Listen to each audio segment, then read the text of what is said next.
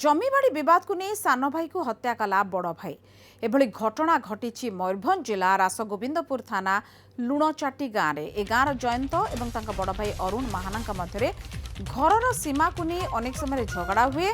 आज झगड़ा उग्र रूप धारण करथिला। घर सीमार बाड़ देउथबा बेले जयंत और अरुण मध्य गंडगोल और मारपिट होता। रागी जाई एक धारुआ अस्त्र जयंत को आक्रमण करथिले अरुण। फल जयंत घटनास्थल में टली पड़ते। हत्या पर अरुण घटनास्थल फेरार हो जाइथिबा जणा पड़िछि। खबर पाई घटनास्थल में रासगोविंदपुर थाना अधिकारी सुकांती केराई एवं तांका टीम पहुंची तदंत जारी रखिछन्ति।